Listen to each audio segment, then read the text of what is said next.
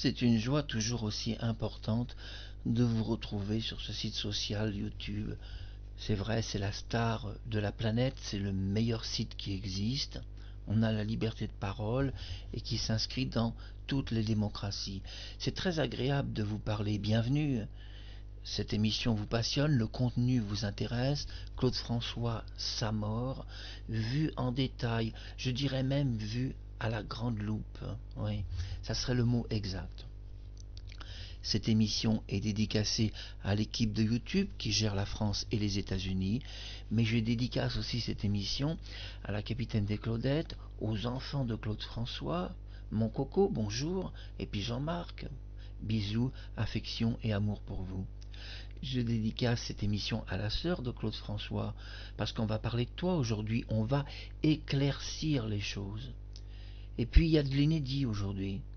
Il y a un document sonore de la mère de Claude François qui a laissé sur le répondeur de Claude François le 8 mars un bien étrange message de 35 secondes qu'on va découvrir à la fin de cette émission.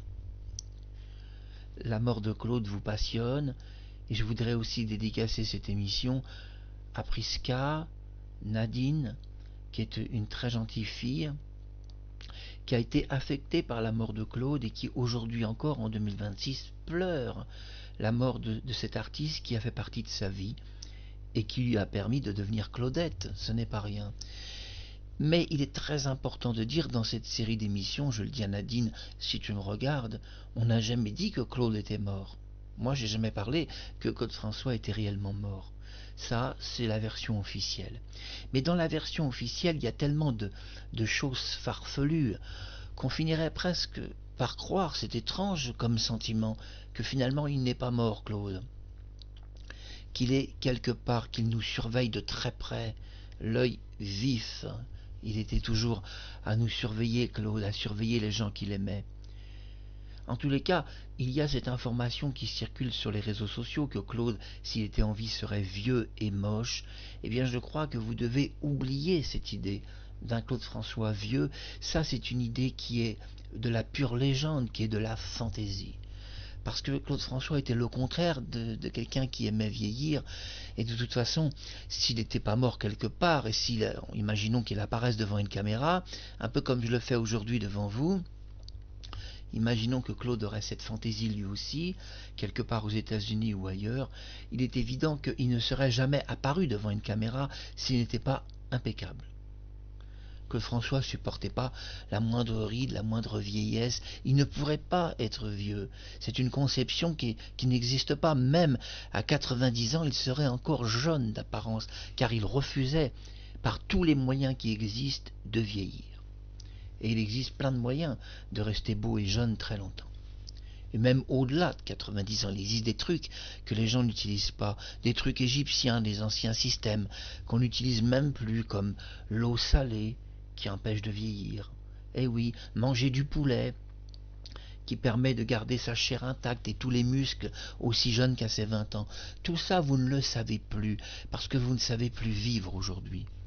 Vous vivez tous pour mourir, et c'est ça votre conception de la vie. Alors vous mourrez, et Jésus pourtant vous a dit de vous battre pour vivre et pas pour mourir. Je salue évidemment les juifs que j'aime infiniment, les arabes aussi, puisque je suis juif, chrétien et musulman, et donc vous avez finalement les trois religions qui vous parlent. Et même je suis bouddhiste aussi, j'aime les chinois, les coréens, les japonais, je suis le contraire du raciste. À tous, bonjour, y compris à nos amis africains que j'aime infiniment, ces peuples noirs. On sous-estime, mais c'est quand même les Noirs qui ont fait la plus belle musique du monde. Le jazz vient des Noirs, presque tout vient des peuples noirs. C'est pour ça que cette réconciliation entre blanc et noir devra arriver, car on ne peut pas vivre sans musique noire, sans le jazz, sans les fondateurs de la musique. C'est les Noirs qui ont créé le jazz, qui ont pratiquement tout créé en musique. 11 mars 1978, la France est un petit peu choquée quand même en apprenant qu'une superstar du niveau de John Hallyday vient mystérieusement de mourir dans son appartement. Marie-Thérèse, que j'aime infiniment, qui est surnommée Iceberg, a-t-elle caché quelque chose dans la mort de Claude François? On dit souvent qu'un iceberg cache quelque chose. On dit souvent, attention, il y a un iceberg qui cache quelque chose, il se cache quelque chose derrière cet iceberg. C'est comme ça que le Titanic a coulé, à cause d'un iceberg qui cachait sans doute un endroit rocailleux. Et le Titanic a coulé. Il se cache souvent derrière les icebergs de telles histoires que le nom de Marie-Thérèse, surnommée Iceberg, pourrait nous faire croire que finalement il se cache quelque chose derrière cette histoire et que son nom a été choisi dans cette idée précise qu'il se cache quelque chose. Est-ce que tout a été minutieusement préparé, prévu? Est-ce un accident, une mort comme on nous l'a dit par électrocution? Aujourd'hui, on va découvrir dans cette émission, en fin d'émission, un document sonore de 35 secondes, le répondeur de Claude François. Et oui, il avait un répondeur, mais au 122 boulevard Exelmans. Ce répondeur était tout nouveau, il était parmi les premiers en France à avoir déjà ces bandes magnétiques qui tournaient, ces cassettes qui pouvaient recevoir des appels et les enregistrer.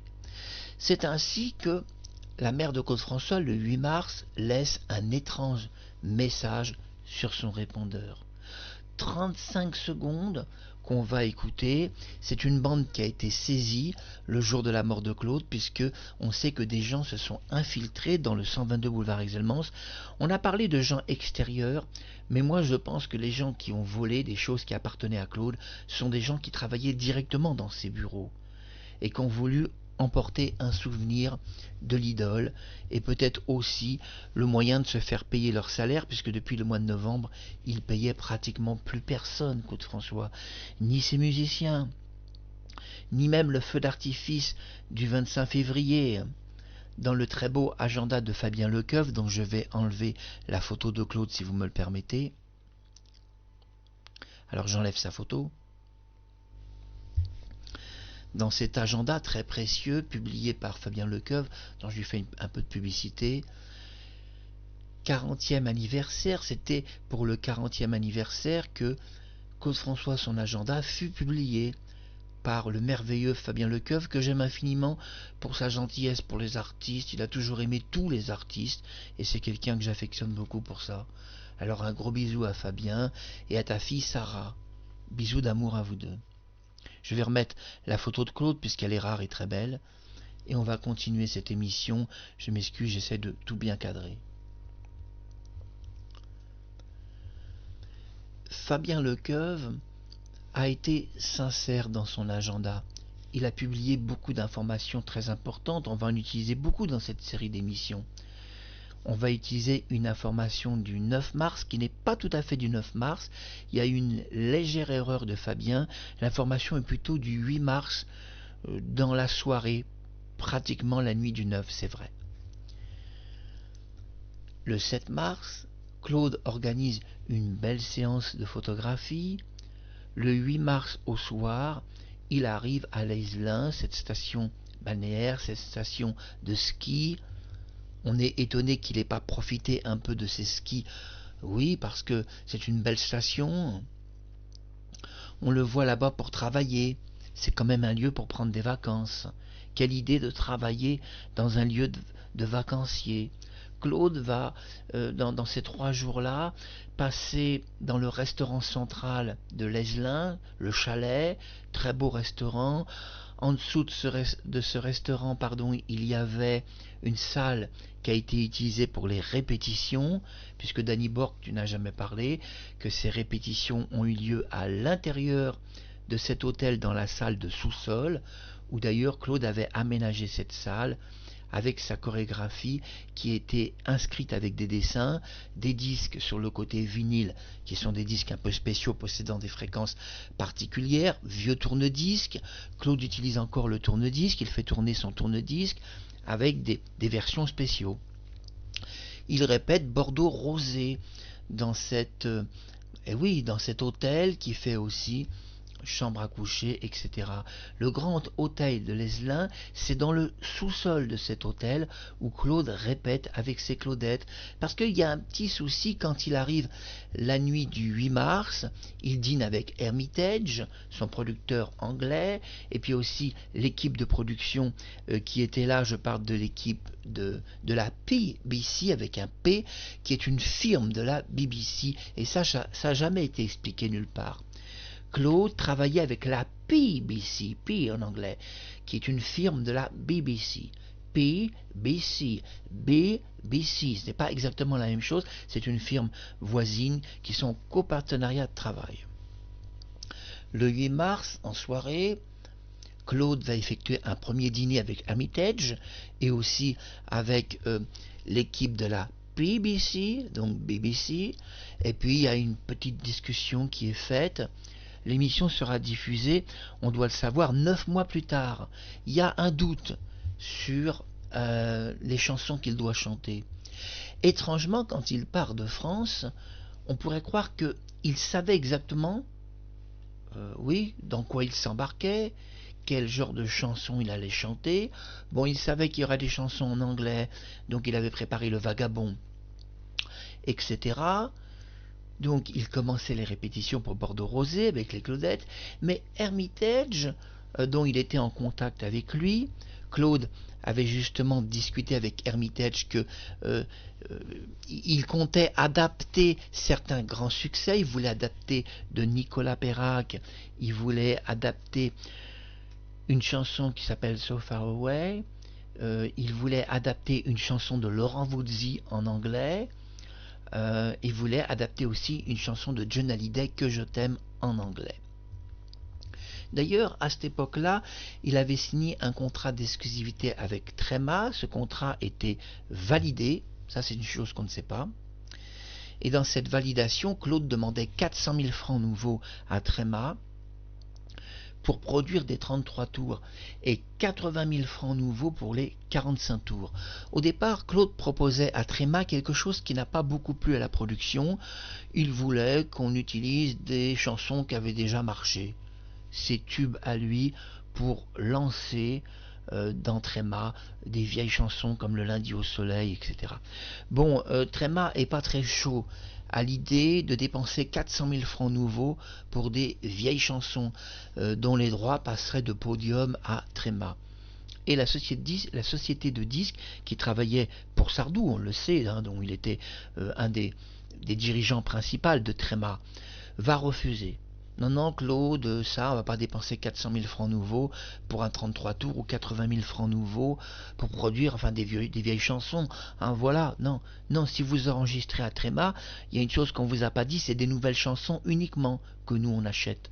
Les vieilles chansons, votre vieux répertoire nous intéresse pas. Le problème est qu'à un moment donné, Claude-François est un peu maladroit.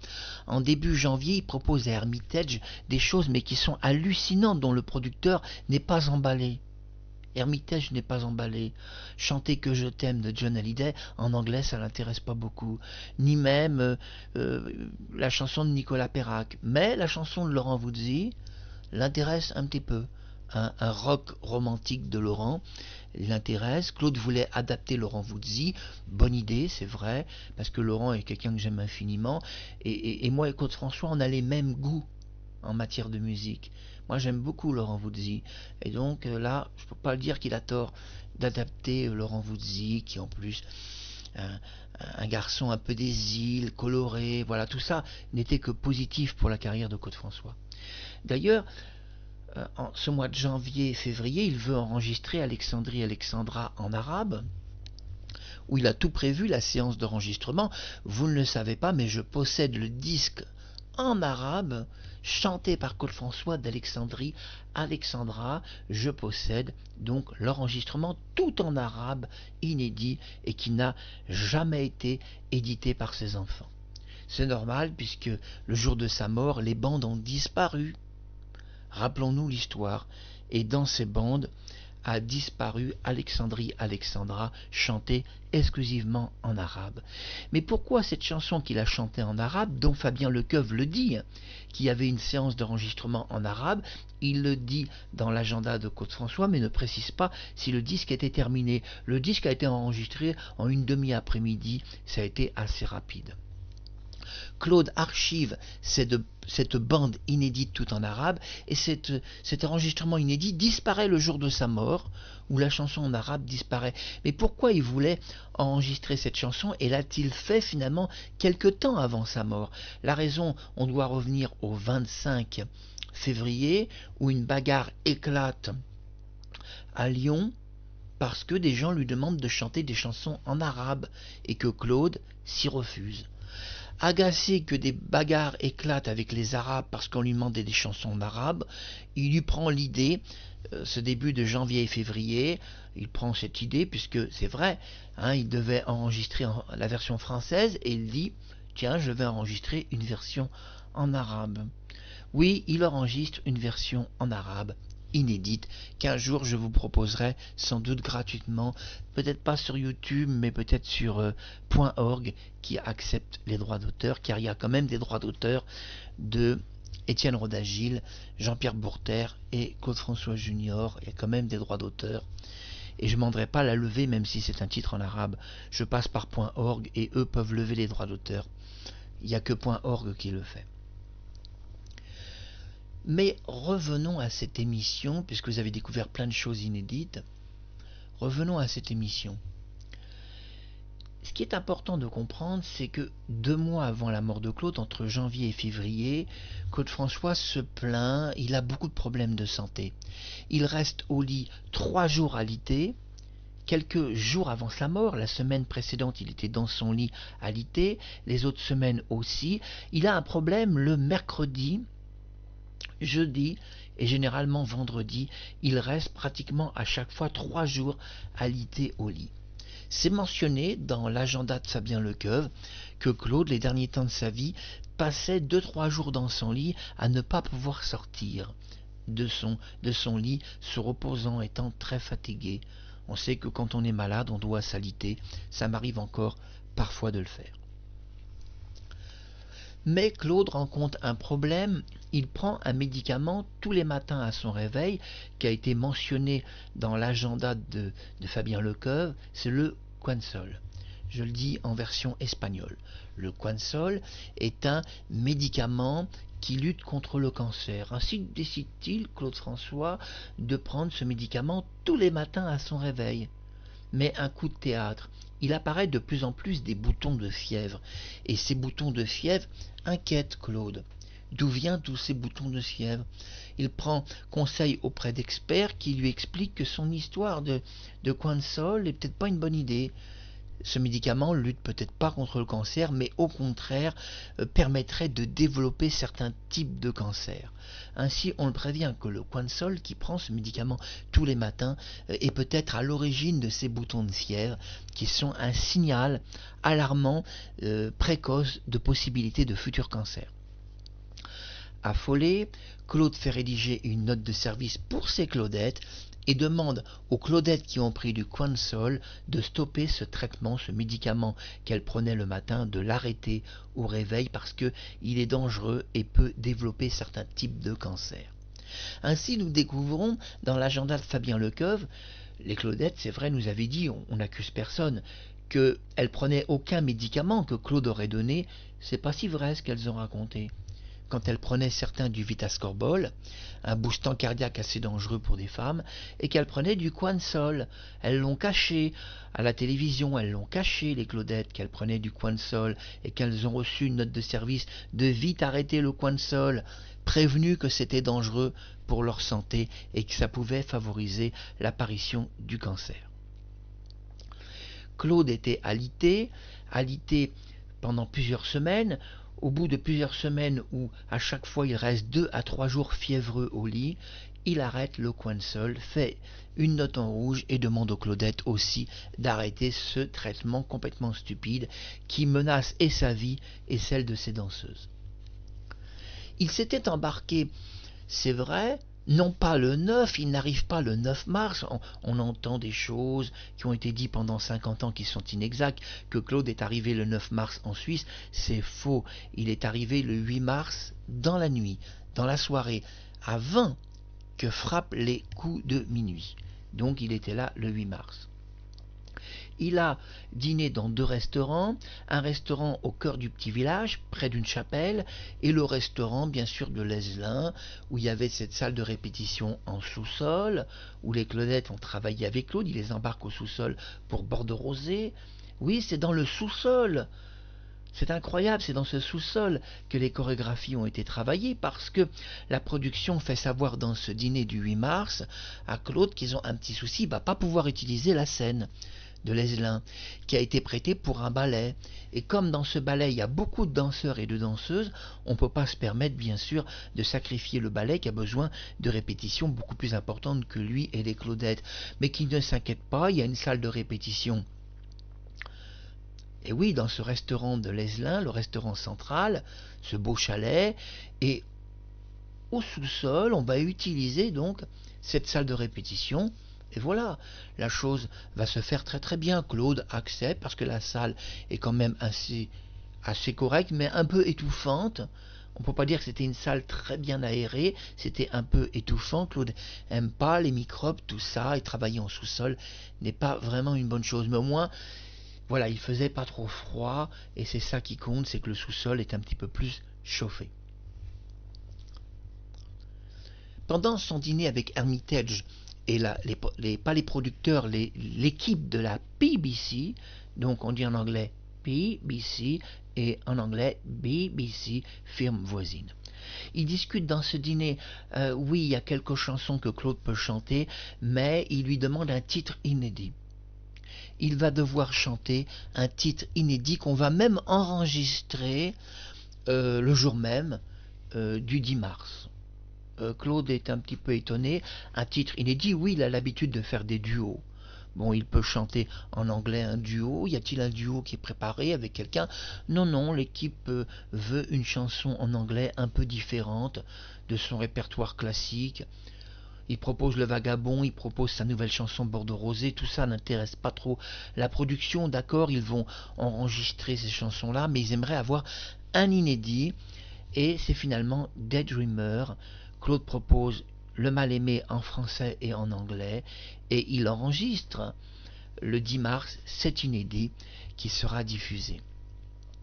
Merveilleuse nouvelle, la BBC procède à l'enregistrement. D'ailleurs, le son est très live et très différent des enregistrements disquaires de Claude François. Et même à la limite, on peut noter que cette chanson, qui est la vraie dernière chanson de Claude François, c'est presque sa meilleure chanson. En tous les cas, en anglais, c'est celle où il est beaucoup plus à l'aise. Oui, Bordeaux Rosé, c'était pas terrible. Le Vagabond, c'est pas terrible, toutes ces chansons-là. C'était pas exceptionnel. Et la BBC, on voit, l'ont fait travailler son anglais, et puis quand ils ont découpé, ben c'était parfait. C'était un bel anglais bien maîtrisé. Claude s'attendait pas à chanter cet inédit qui n'était pas prévu. Daydreamer n'était pas prévu. Elle sera enregistrée le matin du 10. Mais il se passe quelque chose dans la nuit du 8, quand Claude arrive. À un moment donné, quelqu'un lui téléphone. On pense que sa mère lui a téléphoné. On sait qu'elle a téléphoné à 2 reprises, une fois en Suisse, et qu'elle a aussi téléphoné au 122 boulevard Exelmans pour laisser un message audio à Claude. Un message de 35 secondes qu'on va découvrir à la fin de cette émission qui va vous passionner. Revenons au 8 mars. Claude dîne avec Hermitage. On sait que les projets qu'il avait n'étaient pas terribles. Une adaptation de Que je t'aime en anglais, bon, ça n'a pas emballé la production, c'est le moins qu'on puisse dire. Mais Daydreamer, qu'il propose pour ces 3 jours, finalement en collaboration avec la société BBC, là vraiment il touche le 1000, parce que bon, Le Mal-Aimé est une chanson très personnelle à Claude François. On va pouvoir diffuser une chanson qui est un peu plus proche de sa vraie vie. Il est un mal-aimé, les gens le connaissent mais pas vraiment. On aimerait mieux le connaître, Claude François. C'est vrai, il se dit mal aimé, il se dit même méconnu du public, qu'il est déçu, que les gens s'imaginent qu'il est l'homme de 1000 aventures, alors qu'un seul amour pourrait lui suffire, dit-il dans cette chanson. Bien que le refrain en anglais est très différent de la version française. Hein, il est dans un jour rêveur, un jour joyeux, plein d'arc-en-ciel et de beauté. Finalement, cette chanson est un peu déconcertante en anglais, où elle tranche même mal avec le cadre français, mais passons les détails. Cette nuit-là, il n'a pas frappé les 12 coups de minuit que Claude reçoit un coup de téléphone qui pourrait provenir ou de sa sœur ou de sa mère. Terrible nouvelle tombe. Nous pensons que sa mère l'a peut-être contacté cette nuit-là. On sait que sa mère était capable de le déranger à n'importe quelle heure et qu'il acceptait plus facilement de parler à sa mère que sa sœur. Sa sœur, il pouvait être agacé qu'elle lui téléphone. On sait que le jour de sa mort, il est agacé, il lui demande de vite quitter l'appartement et de rejoindre sa mère au moulin, qui est toute seule depuis la veille. Donc sa sœur pouvait l'agacer au téléphone, mais moins sa mère. Sa mère téléphone à Leslin. Restez dans cette série d'émissions parce que s'il existe un enregistrement inédit, téléphonique, oui, Claude a peut-être bien enregistré sa mère ce jour-là, et ça, vous devrez attendre un peu pour entendre cet enregistrement, c'est inédit. Ne vous pressez pas. Ce qui va être diffusé aujourd'hui dans cette émission, c'est le répondeur de Claude François du 122 boulevard Exelmans, où sa mère, pendant 35 secondes, pas plus, 35 secondes laisse un mystérieux message. On va en parler de ce message. Ah, c'est embarrassant un message comme ça. Ça parle en plus d'électricité. C'est pas joyeux tout ce qu'elle dit. C'est même assez inquiétant. Mais avant de parler de ça, il y a un premier coup de téléphone qui est passé entre le 8 mars et le 9 mars. J'ai longtemps cru que ce coup de téléphone, c'était sa sœur, Marie-Josée, qui avait téléphoné, mais comme elle n'a jamais évoqué avoir pris elle-même le téléphone, on doit alors penser que c'est plutôt sa mère, Lucia, qui a téléphoné. Lucie, son prénom français. Claude reçoit un coup de téléphone. Je connais ce coup de téléphone, je sais le contenu, donc je peux déjà un peu le résumer ici. Claude en a un problème. Au moulin, on n'a plus d'électricité. Les personnes qui s'occupent de ta facture, le comptable, n'a pas payé. Le comptable n'a pas payé ta facture d'électricité. D'ailleurs, tu n'as pas une facture, mais plusieurs. On parle de 3 factures.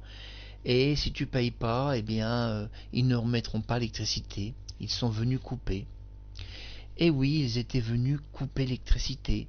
Il semble que c'est la mère de Claude François qui le prévient à Leslin que Claude n'a plus d'électricité dans son moulin. Vous allez me dire, mais ça c'est prouvé, il y a des preuves. Oui. Il y a des preuves et je vais publier la preuve irréfutable que tout ce que je vous dis est vrai. Vous inquiétez pas, il y a la preuve. La sœur de Claude François parle un peu d'électricité pendant 50 ans et nous met un peu sur la piste qu'il y avait un problème, mais elle ne décortique pas le problème, laissant penser finalement qu'elle savait quelque chose sur sa mort et qu'elle n'a jamais voulu en parler. Que dit-elle? Elle dit que Claude avait par son maçon, M. Natchev, construit des marches qui devaient descendre jusqu'à la rivière et qu'il voulait montrer ces belles marches à ses Claudettes. Un pique-nique avait été prévu au bord de la rivière, mais problème, il voulait montrer ces marches dans la soirée. Mais voilà, elle explique, il n'y avait pas de lumière, mais n'explique pas qu'il y avait une coupure d'électricité. Non, une coupure d'électricité, mais qui n'était pas temporaire. Ah oui, EDF était passé par là, ils avaient coupé l'électricité à Claude François à cause de diverses factures impayées et dont je vais apporter la preuve irréfutable dans cette émission. Ne zappez pas, ne partez pas. Le 8 mars, Claude est soucieux. Il semble que c'est sa mère qui lui téléphone, ou peut-être sa sœur. Claude, on est inquiet, on n'a plus d'électricité. Tes poissons, tu sais, ils ont besoin d'une eau chauffée à une température très précise. Et si jamais ils n'ont pas cette température, tes poissons vont mourir. Claude explique qu'il est à l'Aiselin et qu'il est en Suisse, qu'il est bloqué plusieurs jours. Il ne peut pas régler ce problème lui-même. Alors ce qu'il va faire, il va demander aux personnes qui s'occupent de l'entretien de son aquarium de se déplacer, de récupérer ses poissons et puis de transférer l'aquarium ailleurs, peut-être dans son appartement de Paris ou dans les bureaux du boulevard Exelmans, et de brancher cet aquarium. Tout ça demande un certain temps. On sait malheureusement que quand Claude prendra son téléphone de l'Aiselin pour donner tous ses ordres, aucun de ces ordres vont être suivis par son entourage.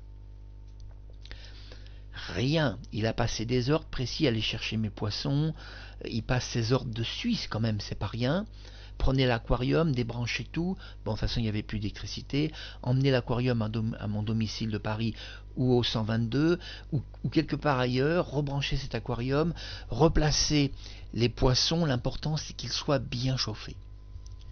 Il donne des ordres de l'Aiselin, il prend son téléphone, appelle les personnes qui sont chargées de s'occuper de cet aquarium pour expliquer que EDF, bien qu'à l'époque ils portaient un autre nom qu'EDF, mais on les appelait déjà EDF, mais ils portaient un autre nom. Ils sont passés, ils ont coupé l'électricité, j'ai plus d'électricité au moulin, on vient de me téléphoner. Passez, vous devez sauver mes poissons. Et puis évidemment il était embarrassé parce qu'il voulait montrer ses marches, fait par le maçon Natchev. Mais ces marches, impossible de les montrer puisqu'il n'y avait plus d'électricité. Et sa sœur l'expliquera. On était embarrassés, dira-t-elle, parce qu'une des lumières ne marchait plus pour éclairer les marches. Je répète, une des lumières ne marchait plus pour éclairer les marches. Comme il aurait été plus pratique, et je le dis à la sœur de Claude-François, de dire la vérité à la télévision française ou aux journalistes. Quelle vérité? Eh bien que c'est pas la lumière qui marchait plus, c'est EDF qui avait coupé l'électricité. C'était plus simple de dire la vérité que plutôt que moi je la dise de ma bouche et que des gens la prennent 50 ans après sa mort. Ça va choquer un peu les Claudettes, que tout a été caché. Mais je dis que si sa sœur est capable de cacher cela, prétextant qu'il s'agit d'une simple panne. Oui, on parle d'une panne. D'ailleurs, elle redira ça. Plusieurs mois après la mort de Claude, il y avait une étrange panne. On va voir ça en détail, on va couper l'image de Claude, et on va voir ça en détail. Je vais couper ma caméra. Nous sommes sur l'agenda officiel de Fabien Lecoeuvre, aux éditions Flammarion. Nous sommes à la page, donc, alors quelle est cette page? Alors attendez, je vais faire glisser un peu le filtre, si j'arrive à trouver le filtre. Restez avec moi. Voilà, on est à quelle page? 477.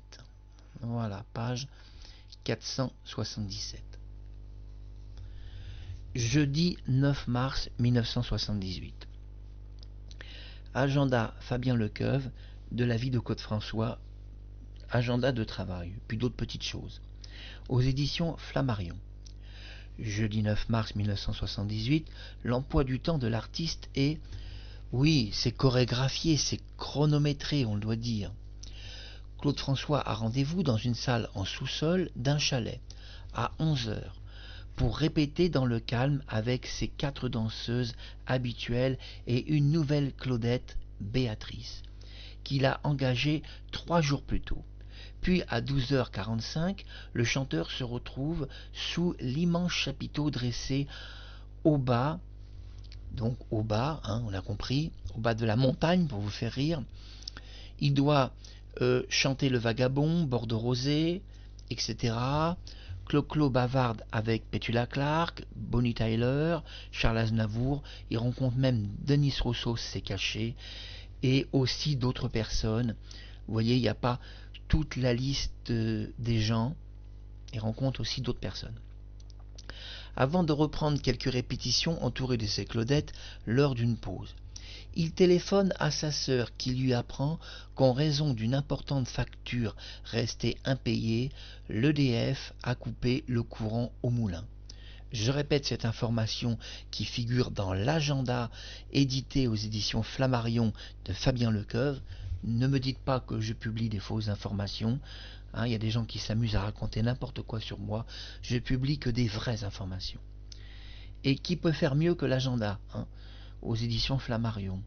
Répétons cette phrase, très important. Avant de reprendre quelques répétitions entourées de ses Claudettes, lors d'une pause, il téléphone à sa sœur qui lui apprend qu'en raison d'une importante facture restée impayée, l'EDF a coupé le courant au moulin. Il lui demande alors de contacter immédiatement la société qui s'occupe de son aquarium pour qu'un employé vienne récupérer les poissons exotiques qui ne peuvent vivre que dans une eau de mer tiède. Alors mer tiède ou eau plutôt douce, tiède, précisons. L'enregistrement en public de Snowtime Special a lieu à partir de 20h. Ce soir-là, pour les caméras de la BBC, et après quelques problèmes techniques de lumière, bon, ça c'est normal, il en avait tous les jours, Claude, hein, on sait qu'il y avait toujours des pannes de projecteurs, il en a eu pratiquement tout le temps, toute sa vie. Et puis, donc, il est filmé par les caméras de la BBC. Claude François interprète, alors il nous dit « Love will call the tune ». Alors ça c'est intéressant parce que ça on n'a pas vu ce titre. On n'a pas vu ce titre. Au 9 mars, si vous avez vu ce titre, eh bien il est inédit parce qu'on n'a jamais vu ce titre. Hormis dans des émissions précédentes. Oui, il y a Alexandrie Alexandra, ça c'est vrai, mais il y a un titre, vous voyez, c'est chansons populaires en anglais. Je suis étonné parce que à l'Aiselin, le 9 mars, on n'a jamais vu ce titre en anglais, on ne l'a jamais vu. Peut-être alors est-ce un inédit de la BBC. Alors posez la question aux Claudettes, ont-elles le 9 mars dansé sur chansons populaires ou est-ce une erreur de Fabien Lecoeuf? On va donc couper en tous les cas ce texte passionnant et revenir sur ma caméra.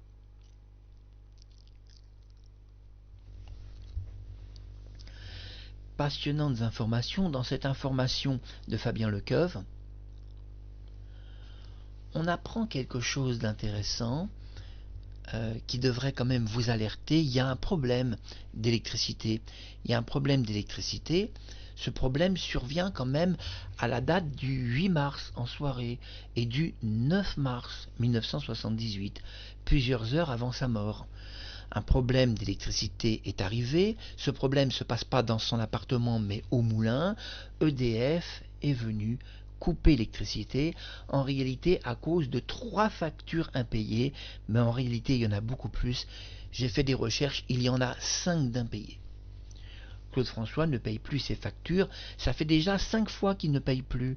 Et EDF, même s'il est une star, en a un peu assez. Il devrait payer ses factures d'électricité. Le 9 mars, c'est un coup de théâtre. La sœur de Claude François annonce au téléphone, ça serait son frère qui donc à l'Aiselin aurait pris son téléphone pour l'appeler. Moi je pense que ce serait plutôt l'inverse, c'est Claude qui aurait été appelé, mais bon bref.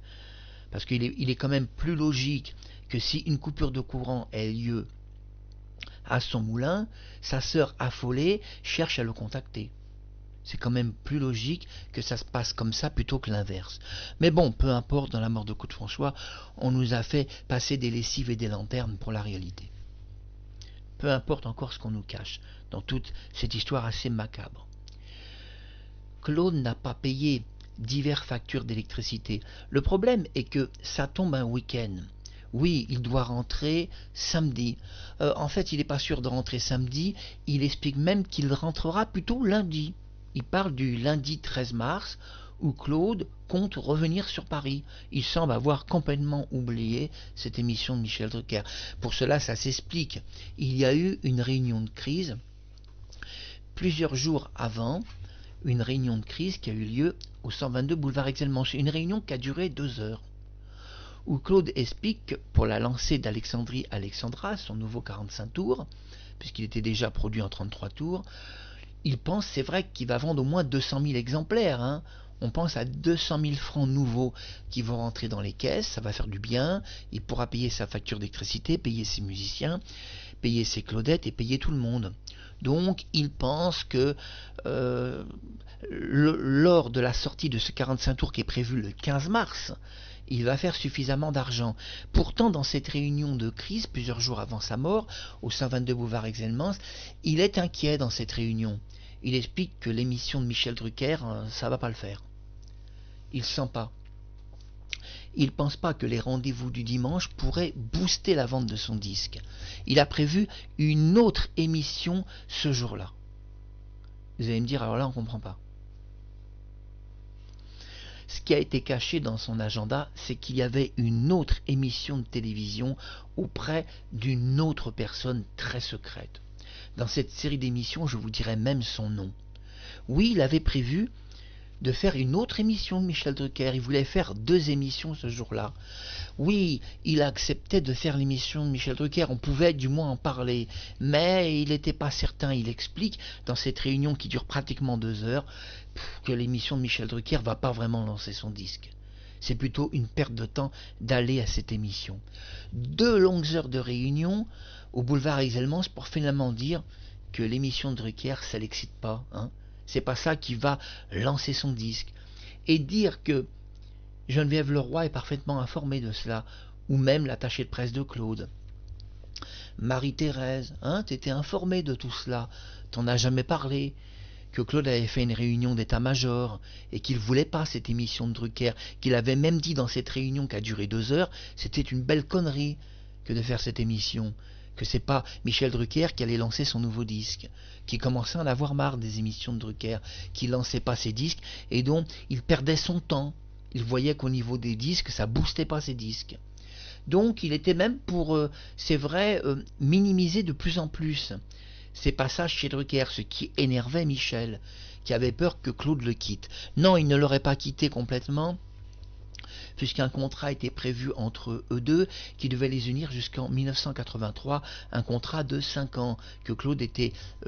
oui, il voulait signer ce contrat, à condition qu'il gagne de l'argent. On ne peut pas dire que dans les émissions de Drucker, il s'est fait beaucoup d'argent. Il en a plutôt perdu, Claude, beaucoup. Il a perdu trop d'argent et il n'en gagnait pas. Donc oui, pourquoi pas travailler avec Drucker, mais gagner quand même autant que lui. Parce que qu'est-ce qu'il gagnait Drucker comparé à lui? Mais c'est pas cela, l'important c'était pas l'argent, l'argent il s'en foutait Claude, mais c'était quand même de pouvoir payer ses Claudettes. Oh, c'est le minimum. On peut un peu comprendre qu'il ait lâché un peu tout ça. Cette émission est à 42 minutes, on va au moins jusqu'à 1 heure. C'est à l'Aiselin que Claude apprend au téléphone que EDF a coupé. J'ai l'enregistrement téléphonique de Claude François à l'Aiselin. Il sera diffusé dans cette série d'émissions sur sa mort. Claude parle environ 2 minutes 30. Je possède cet enregistrement inédit. Comme ça on saura si c'est sa sœur qui a téléphoné ou si c'est sa mère. Alors ne ratez pas quand même cet enregistrement qui sera diffusé dans les autres émissions futures. Mais que dit-il, Claude? Essayons un peu de résumer donc cet enregistrement inédit. Essayons de résumer. Il parle à quelqu'un qui pourrait être tout à fait sa sœur ou sa mère, et Claude explique que c'est des pourris ces gens-là. C'est dégueulasse de couper l'électricité comme ça. On n'est même pas au printemps. Le printemps, c'est pas le 9 mars. Le printemps, c'est un peu plus loin. C'est déjà quand on a bien amorcé le mois de mars. Et donc Claude ne comprend pas comment on lui coupe finalement l'électricité. Il fait encore froid. C'est encore une période où il fait frais. On sait qu'on sortait de l'ère glaciale. Et couper dans l'ère glaciale où il faisait 0 degré, 2 degrés. On sait qu'il avait fait un jogging. Oui, il avait eu un malaise, Claude. On parlera de ça dans la prochaine émission, parce que cette émission va en plusieurs parties. Il faisait très froid à cause de l'ère glaciale. Il ne comprend pas, à l'Aiselin, comment c'est pourri, dit-il. Ils sont venus lui couper l'électricité. C'est des pourris. Comment on peut faire ça à Claude François? Comment on peut lui couper l'électricité dans son moulin avec une vieille dame, sa mère? C'est domestique. On a envie un petit peu de rire quand la sœur de Claude François explique que ce jour-là, c'est sa déclaration. Ne rigolez pas. Elle explique ce jour-là, bah oui, on a décidé d'éteindre la télévision. On avait peur que sa mère découvre, en ouvrant la télévision, que Claude était mort. Voilà ce que dit sa sœur. Mais j'ai envie de rigoler. Tout ça n'a aucun sens. Comment on allume une télévision? C'est ma question quand on n'a pas d'électricité, hein? Qu'on se pose les questions dans l'ordre, et on verra la mort de Claude François dans l'ordre, beaucoup mieux que dans le désordre. C'est comme au tiercé. Dans sa mort, l'important c'est d'avoir les 3 à cheval dans l'ordre et pas dans le désordre. Car là, vous nous avez présenté un micmac depuis 50 ans sur sa mort, où cette histoire est complètement dans le désordre. Et je la recadre dans la vraie chronologie et la vraie histoire. Oui, sa sœur explique, on a débranché la télévision, on avait peur que maman ouvre la télévision, mais tout ça n'a aucun sens. Je dis à la sœur de Claude François, comment ouvrir une télévision quand EDF vous a coupé l'électricité et qu'elle n'était pas rétablie à la date du 11 mars? À moins bien sûr que Claude est venu la rétablir. Et que cette nuit-là, il a eu un tragique accident, il a peut-être un peu violé la loi, rétabli lui-même le courant, s'est électrocuté sur de la haute tension. Puis qu'est-ce qu'a fait Eric? Il a transporté son corps avec M. Lederman jusque dans son appartement, peut-être à la demande de Claude, qui a été secoué mais qui ne pensait pas qu'il allait mourir. Et quelques heures plus tard, Claude n'avait toujours pas prévenu ni le SAMU ni rien, il pensait que c'était une électrocution qu'il allait s'en sortir, et il est mort. L'électrocution au moulin est la seule possibilité d'une vraie électrocution. Pourquoi? Parce qu'elle est annoncée dans l'agenda. On va enlever la photo de Claude. Agenda de Fabien Lecoeuvre. Fabien Lecoeuvre, que j'aime infiniment, le dit dans cet agenda. Claude a appris le 9 mars que EDF avait coupé l'électricité dans son moulin. Il n'avait plus du tout d'électricité. Alors, je dis à la sœur de Claude François, c'était pas la peine de dire pendant 50 ans que la lumière près de la rivière ne marchait pas. Ça aurait été tellement plus intelligent de dire la vérité. Que Claude François, parce qu'il ne payait pas ses factures d'électricité, il n'avait plus d'argent du tout. EDF avait coupé, et c'est pour ça qu'il n'y avait pas de lumière. C'était plus intelligent de dire la vérité. C'était aussi plus intelligent de dire la vérité. De toute façon, la télévision, elle ne pouvait pas l'ouvrir, on n'avait pas d'électricité. C'était tellement plus intelligent de ne pas mentir aux gens. Et vous avez fait que ça dans la mort de Claude François, que ça soit toi, Marie-Josée, que ça soit Eric, que ça soit Paul Lederman, qui a drogué de médicaments sa mère, et dans l'église d'Auteuil, et même avant, vous avez passé votre temps à mentir à toute la France. Et aujourd'hui, vous prenez une gifle. C'est Marc Harriman qui vous balance une bonne gifle, elle est bien méritée. Vous prenez un pampan cucu, hein. Pampan cucu, c'est ce qu'on donne aux enfants quand ils sont pas sages.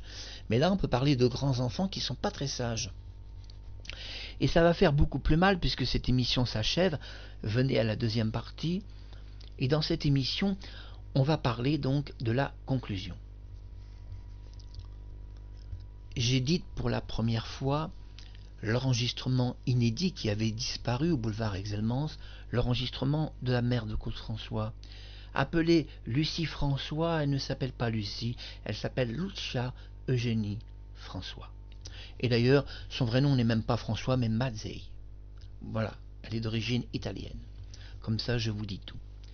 Donc, Lucia Eugénie Mazzei téléphone au 122 boulevard Exelmans pour déposer un étrange message sur son répondeur.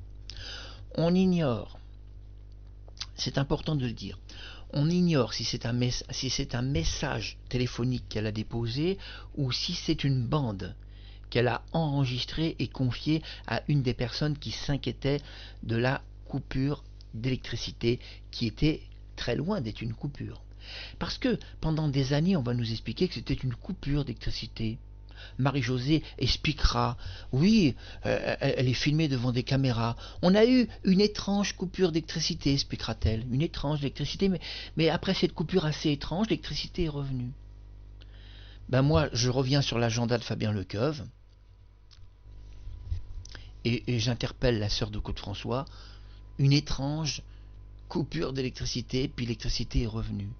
Qu'est-ce qu'il y a d'étrange comme coupure? Quand Fabien Lecoeuvre révèle que Claude n'avait pas payé sa facture d'électricité et que c'est EDF eux-mêmes qui sont venus couper, c'est pas une coupure étrange? C'est une coupure tout à fait définie, légale, bien expliquée, Alors pourquoi à l'époque ça n'a pas été dit que EDF avait coupé à Claude François pour éviter que les bureaux d'EDF soient brûlés par les fans? Parce que des fans auraient tout cassé à EDF.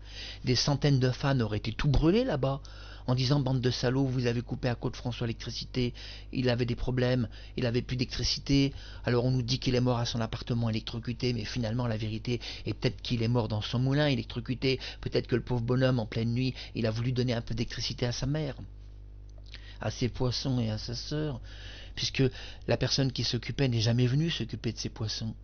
Pauvre bonhomme, qui en pleine nuit s'est déplacé pour remettre l'électricité un week-end, puisque EDF ne se déplace pas. Voilà la terrible vérité. Il s'électrocute, il essaye simplement de sauver la vie de ses poissons, il s'électrocute pour donner un peu d'électricité à sa mère. Voilà, ça explique alors que le 11 mars, Marie-Josée explique qu'il y avait de l'électricité. On ne peut pas l'expliquer autrement. On ne peut pas l'expliquer autrement.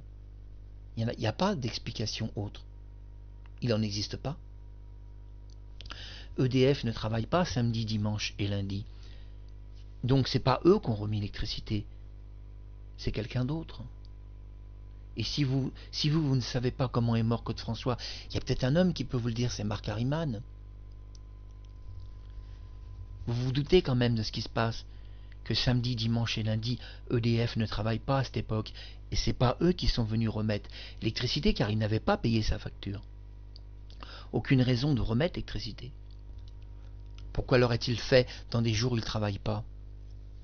Mais alors, si l'électricité, imaginons que l'histoire soit vraie, que Marie-Josée ait dit la vérité, qu'il y avait de l'électricité au moulin, bien qu'on sait qu'elle a aussi dit qu'il n'y avait pas d'électricité au bord de la rivière. Donc il semble qu'il n'y en avait pas. Mais on va admettre que c'est possible qu'il y avait de l'électricité. Dans ce cas-là, quelqu'un est revenu remettre l'électricité.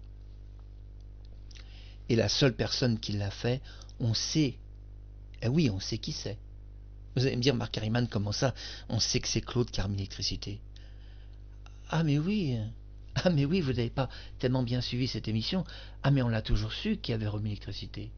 On sait que c'est Claude François qui s'est déplacé de son appartement et qui a remis lui-même l'électricité. Vous allez me dire, on a la preuve de ça. Ah mais on l'a pratiquement, on n'a pas tout à fait la preuve. Mais disons qu'on a une demi-preuve. Et avec une demi-preuve, dans un tribunal, ça serait quand même assez pour relancer sa mort d'une nouvelle enquête. Mais allons à la conclusion de cette première partie d'émission. La mère de Claude François laisse un troublant message à Claude qui devait consulter à son retour. On parle du 11 mars, mais on pensait qu'il reviendrait plutôt le 13 mars, puisqu'il a dit à ses Claudettes, on va rester encore un petit peu, peut-être le week-end, et on partira, disons, on pourrait partir le 13, ça serait très bien, rester avec moi, etc. Donc, on parle plutôt du 13. Ce message, Claude en a-t-il pris connaissance? Pas certain. Pas certain parce que ce message était au boulevard Exelmans et nous savons que quand il est arrivé, il était surtout dans son appartement. On ne pense pas qu'il a fait un déplacement jusqu'à ses bureaux. Ainsi, Claude n'a peut-être jamais pris connaissance du message que vous allez entendre. Dans ce message, qui est un message audio que sa mère a fait pour son fils, elle explique à Claude qu'il y a eu une coupure de courant au moulin, parce qu'il y a des factures d'électricité qu'il n'a pas payées. Je crois qu'elle parle de 3 factures, j'en suis pas sûr. Et puis, elle explique que ce qui est important, c'est qu'il paye sa facture. Alors elle explique qu'à son âge, elle a un peu besoin, c'est vrai, de voir la télévision. Elle peut s'éclairer à la lumière d'une bougie, il n'y a pas trop de problème. Mais elle a besoin, à son âge, elle a besoin de la télévision. Pour les informations, c'est normal. Une vieille dame de plus de 60 ans a besoin de la télévision au moins pour les informations. Et puis dans ce message qui dure que 35 secondes, à un moment donné, elle lâche quelque chose de terrifiant. Elle explique à Claude que ça ne serait pas une bonne idée qu'il remette lui-même l'électricité. Elle lui demande de ne pas remettre l'électricité, de ne pas faire ça, c'est pas une bonne idée. Alors elle le dit avec ces mots, moi je résume. Vous allez entendre cet enregistrement inédit qui réapparaît pour la première fois dans l'histoire de la vie et de la mort de Claude François. Cet enregistrement qui est là, que vous allez enfin entendre et en prendre connaissance. Tout d'abord, quelle est l'histoire de cet enregistrement? Il était dans les bureaux le jour de la mort de Claude et il a disparu. Il a disparu, mais pourquoi cet enregistrement a disparu comme tant d'autres choses? Eh bien, dans cet enregistrement, on apprend qu'il y a un problème avec l'électricité. Mais ce problème, il n'a pas lieu dans son appartement. Il a lieu dans son moulin. Et le problème, c'est que si le corps de Claude a été transporté de son moulin de Danemois jusqu'à son appartement pour faire croire que l'électrocution a eu lieu dans son appartement, l'enregistrement devenait dangereux. C'était important que la police ne s'en empare jamais. L'enregistrement passe en collection privée, il passe dans la collection privée de Jean Wetzel, qui avait aussi l'enregistrement de Valéry Giscard d'Estaing. Jean possédait cet enregistrement inédit provenant des collections, des fans qui rachetaient ou des chemises ou des choses rares parfois, 4000 francs, 5000 francs nouveaux, ça se vendait très très cher.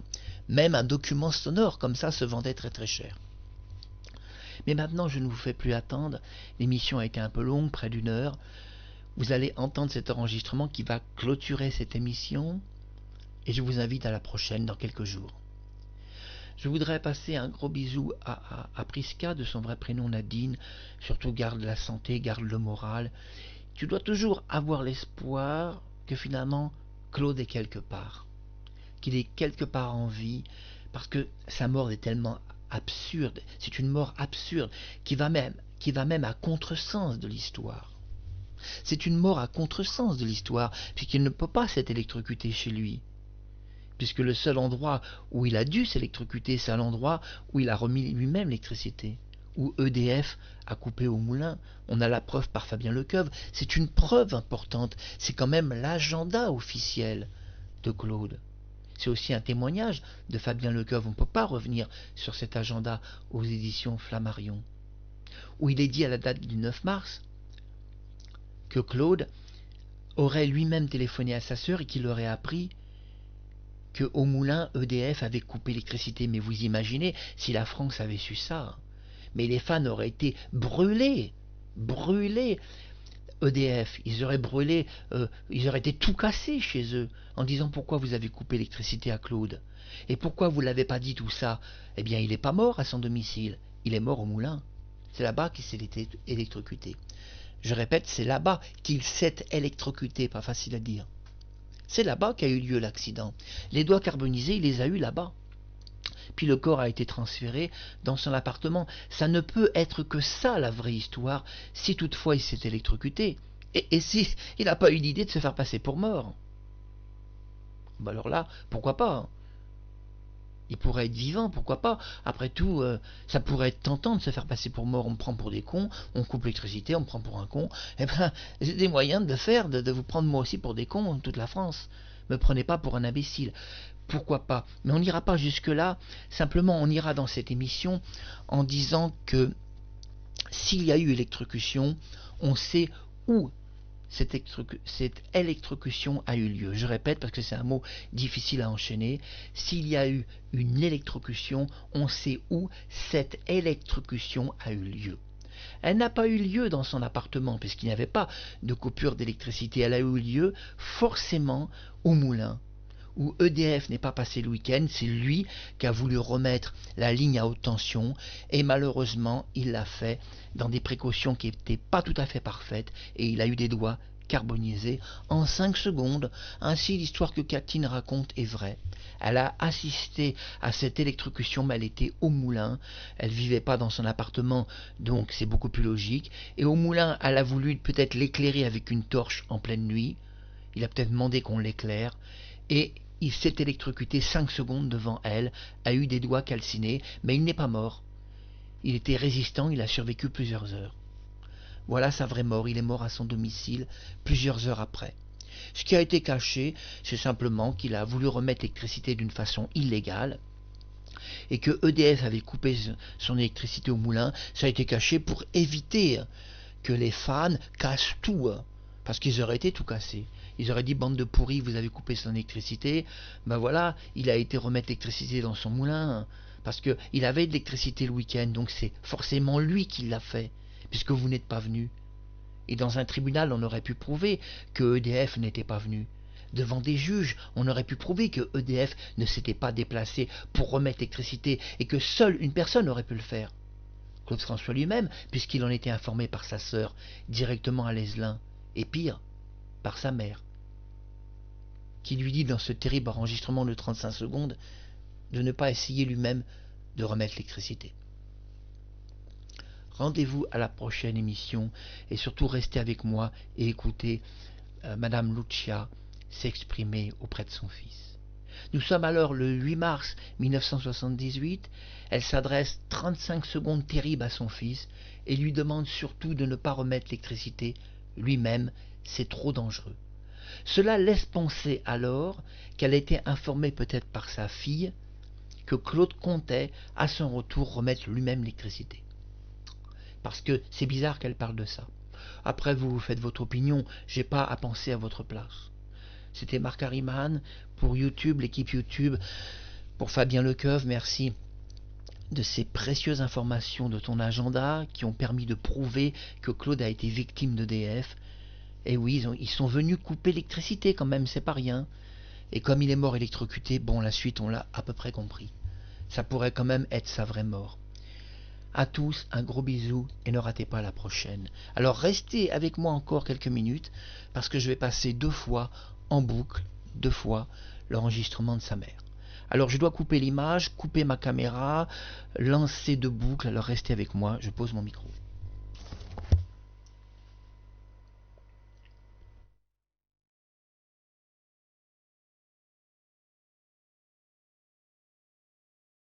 Allô, c'est ta mère au téléphone. Je te téléphone parce que l'électricité est coupée au moulin.